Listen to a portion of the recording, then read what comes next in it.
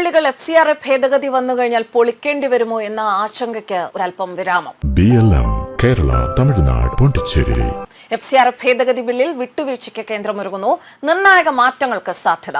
ന്യൂനപക്ഷ വിഭാഗങ്ങൾക്ക് BJP നൽകിയ വാഗ്ദാനമാണിത് എന്നും ബില്ലിന്റെ അവതരണം ക്രിസ്ത്യാനികളെ ലക്ഷ്യമിടാനാണ് എന്ന് കോൺഗ്രസും മറ്റ് സ്ഥാപിത താൽപര്യക്കാരും നടത്തുന്ന വ്യാജ പ്രചരണങ്ങളെ പൊളിച്ചെടുക്കാൻ ഒരുങ്ങുകയാണ് കേന്ദ്രം.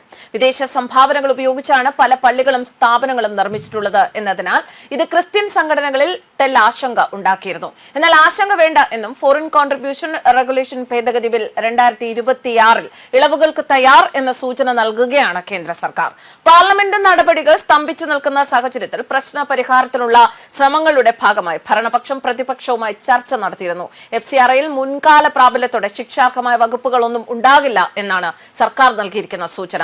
ബില്ലിലെ സ്വത്തേറ്റെടുക്കൽ നിയമങ്ങൾ മുൻകാല നിക്ഷേപങ്ങളെ ശിക്ഷിക്കാൻ ഉപയോഗിച്ചേക്കാം എന്ന് സന്നദ്ധ സംഘടനകളും മതസംഘടനകളും ആശങ്ക പ്രകടിപ്പിച്ചിരുന്നു. നിലവിൽ പുരോഗമിക്കുന്ന പാർലമെന്റിന്റെ മൺസൂൺ സമ്മേളനത്തിൽ ബിൽ അവതരിപ്പിക്കുന്നത് പ്രതിപക്ഷം ചർച്ചയ്ക്ക് തയ്യാറാകുന്നതിനെ ആശ്രയിച്ചിരിക്കും എന്നാണ് വൃത്തങ്ങൾ അറിയിക്കുന്നത്.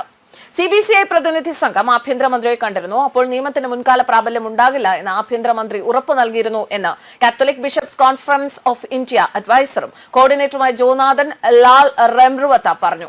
ഒരു സംഘടനയുടെ FCRA രജിസ്ട്രേഷൻ റദ്ദാക്കപ്പെടുകയോ ഉപേക്ഷിക്കുകയോ കാലാവധി കഴിയുകയോ ചെയ്യുമ്പോൾ വിദേശ സംഭാവനകളിലൂടെ സൃഷ്ടിച്ച സ്വത്തുക്കൾ സർക്കാർ ചുമതലപ്പെടുത്തുന്ന അതോറിറ്റിക്ക് കൈമാറുന്നതിനുള്ള വ്യവസ്ഥകളെക്കുറിച്ചാണ് ആശങ്കകൾ നിലനിന്നിരുന്നത്. എന്നിരുന്നാലും ഒരു സ്ഥാപനത്തിന്റെ FCRA രജിസ്ട്രേഷനിൽ തടസ്സമുണ്ടായാൽ അതിന്റെ നടത്തിപ്പിൽ തുടർച്ച ഉറപ്പാക്കുകയാണ് നിർദ്ദിഷ്ട നിയമത്തിന്റെ ലക്ഷ്യമെന്ന് മുതിർന്ന സർക്കാർ ഉദ്യോഗസ്ഥൻ പറയുന്നു. ബില്ലിലെ 14B, 16A, 16B എന്നീ വകുപ്പുകളാണ് വിമർശകർ ആശങ്കയ്ക്ക് അടിസ്ഥാനമായി ചൂണ്ടിക്കാട്ടുന്നത്.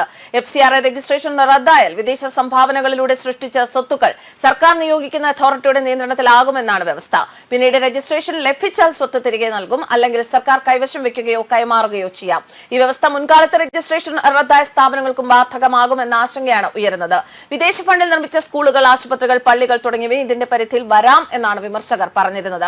എന്നാൽ അത്തരമൊരു ലക്ഷ്യമില്ല എന്നാണ് സർക്കാർ നൽകുന്ന വിശദീകരണം. ഇതിനിടെ പാർലമെന്റിന്റെ സുഗമമായ പ്രവർത്തനത്തിന് സഹകരണം നേടി പാർലമെന്ററി കാര്യ മന്ത്രി കിരൺ റിജിജു കഴിഞ്ഞ ദിവസം പ്രതിപക്ഷ നേതാവ് രാഹുൽ ഗാന്ധിയുമായി കൂടിക്കാഴ്ച നടത്തിയിരുന്നു. ഏകദേശം 50 മിനിറ്റോളം നീണ്ടുനിന്ന കൂടിക്കാഴ്ചയിൽ FCRA ഭേദഗതി ബില്ലും മണ്ഡല പുനർനിർണയ ബില്ലും അവതരിപ്പിക്കുന്നത് ചർച്ചയായിട്ടുണ്ട്. News desk കർമ്മൻസ്.